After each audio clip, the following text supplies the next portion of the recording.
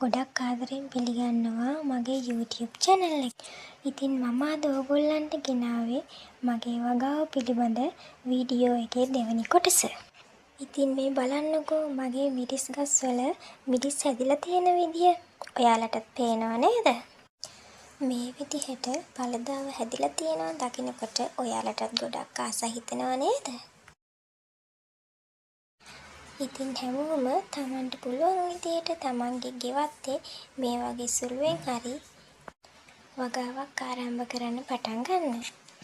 ඉතින් මම මගේ නිවසේ මට ඉඩ තියෙන විදිහට සෑම තැනකම වගා කරලා තමයි තියෙන්නේ. ඉතින් මම එළවලු කිසිම දෙයක් කඩින් මිලදී ගන්නෙ නැහැ. මගේ වගාවෙන්ම තමයි ප්‍රයෝජනෙට ගන්නෙ. ඉතින් මේකෙන් මට එළවලු සඳහා යන වියදම ඉතුරු කරගන්න පුළුවන්. එළවලු වලට අමතරව මම මල් හිටවලා තියෙනවා මයි ගෙවත්තේ. ඉතින් එළවලු වල පළදාවයි මල් පිපිලා තියෙනවා දකිනකොට හිතට ලොකු සතුටක් මෙන්ම සැනසීමක් දැනෙනවා. ඉතින් ඔයාලා මේ දකින්නේ විකිණීම සඳහා මම පැළතවන් කරලා තියෙන ආකාරය. ඉතින් මේකෙනුත් යම් කිසි මුදලක් මට ලැබෙනවා.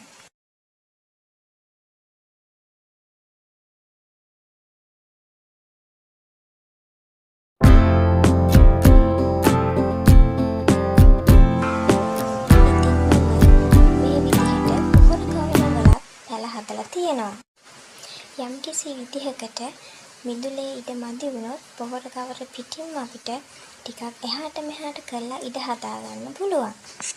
ඉතින් ඔයාලා මේ දකින්නේ මම තවත් ක්‍රමයකට මල් පැල හදලා තියෙන ආකාරය. ඉතින් ඔයාලට මගේ මල් වගාව පිළිබඳ වීඩියෝ එකක් සහ මගේ මල් ව්‍යාපාරය පිළිබඳ වීඩියෝ එකක් ඔයාලට අරගෙන එන්නම්. නිවස ඉස්සරහා මේ විදිහට මල් පිපෙන පොඩි පොන්ඩ් එකක් තිබ්බහම නිවසේ ලස්සන තවත් වැඩි වෙනවා. ඉතින් මම හිතනවා ඔයාලත් මේ වීඩියෝ එකෙන් යම්කිසි අදහසක් දැනුමක් ලබා ගන්න ඇති කියලා. තවත් වීඩියෝ එකකින් ඔයාලව හමු වෙනකම් ඔයාලට සුබ දවසක්.